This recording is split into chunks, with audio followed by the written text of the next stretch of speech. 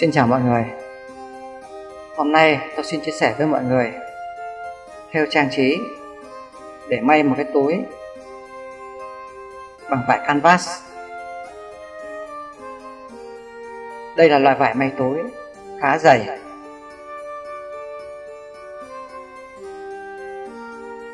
Chúng ta có mẫu thêu như trên màn hình. Ở đây tôi chọn tốc độ là 400 mũ trên phút. Chúng ta đang thêu bước đầu tiên, mã chỉ 16.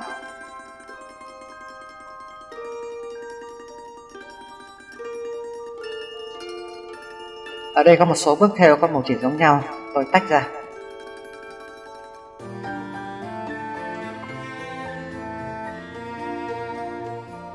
Tôi tách các cái mã chỉ như vậy để thiết kế thêu hoàn thiện từng vùng.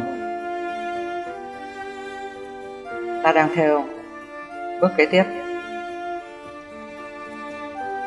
Ở đây có mã chỉ 16 là mã chỉ có 4 vị trí cần thêu. Tôi tách ra thành 4 vùng riêng biệt để thêu hoàn thiện 4 vùng khác nhau. Ở đây ta đang thêu bước thứ tư, mã chỉ 16.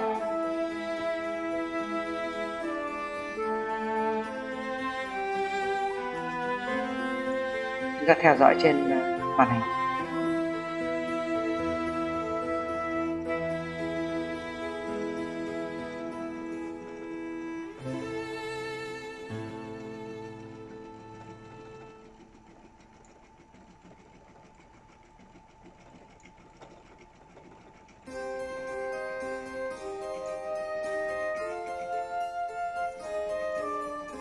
Ta đang thêu mã chỉ 16, vòng thứ hai.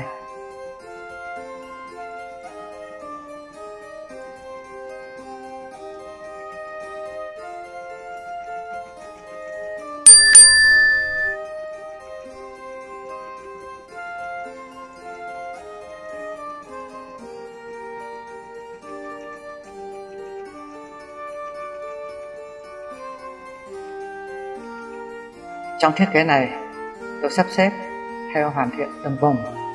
Do vậy, có những màu chỉ giống nhau, tôi tách ra các bước khác nhau để chúng ta theo hoàn thiện từng vùng.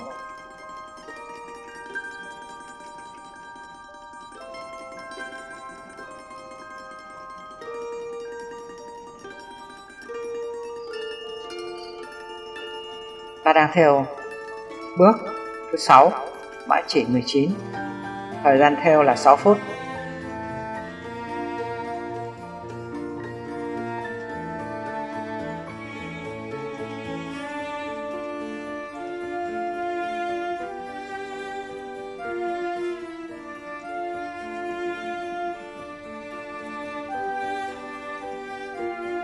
Tùy theo tốc độ máy ta chọn thì thời gian thêu sẽ khác nhau. Với vải dày, chúng ta nên chọn tốc độ vừa phải. Tôi nhắc lại, trong mẫu này tôi chọn tốc độ là 400 mũ trên phút. Chúng ta đang thêu viền tai của mẫu thêu.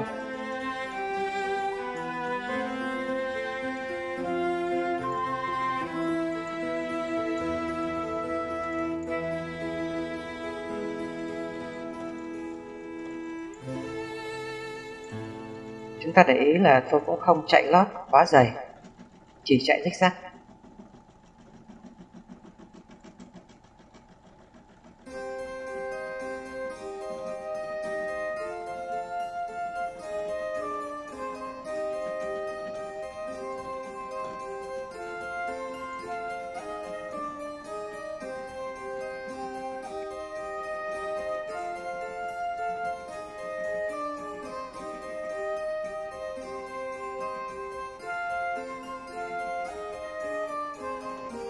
Ta tiếp tục theo mã chỉ 16. Thời gian theo 2 phút.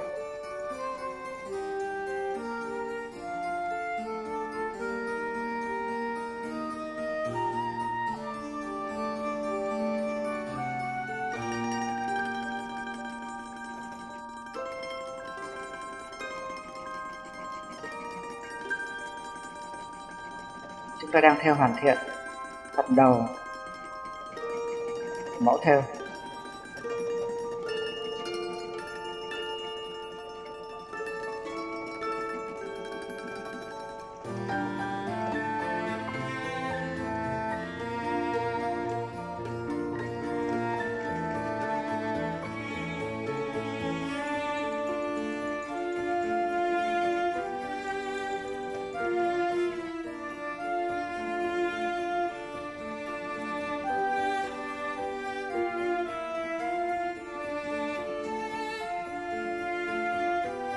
Tiếp tục ta chuyển đến vùng khác. Ở đây là mã chỉ 12, theo trong 2 phút. Sau đó ta lại tiếp tục với mã chỉ 16, theo một vùng khác.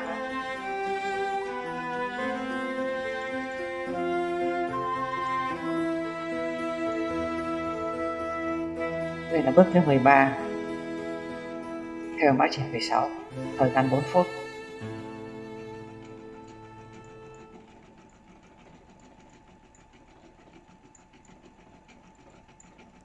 Trong quá trình thêu, chúng ta nên theo dõi trên màn hình.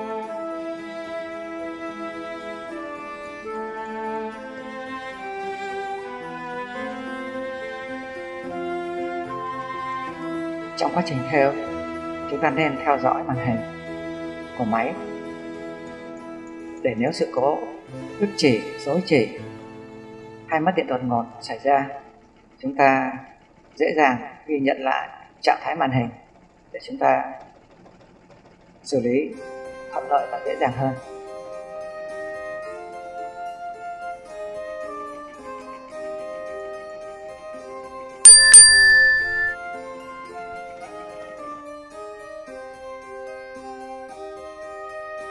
Kết thúc mẫu thêu.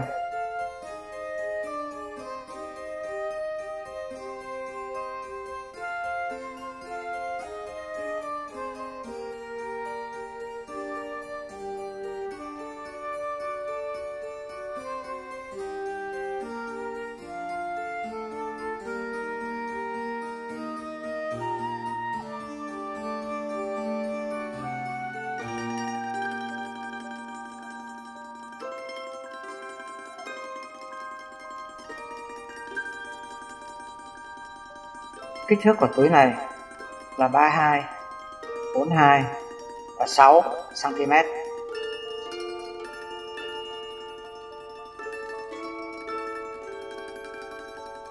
Chiều rộng của dây đeo là 2,5, chiều dài là 80 cm. Tùy theo nhu cầu, chúng ta có thể may quai xách hoặc quai đeo.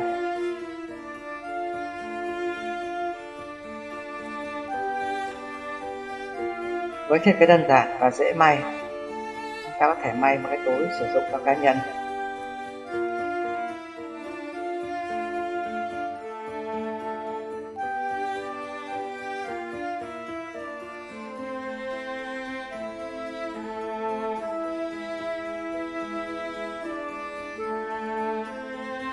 Tôi sẽ dừng video ở đây. Cảm ơn mọi người đã theo dõi. Chào tạm biệt, hẹn gặp lại.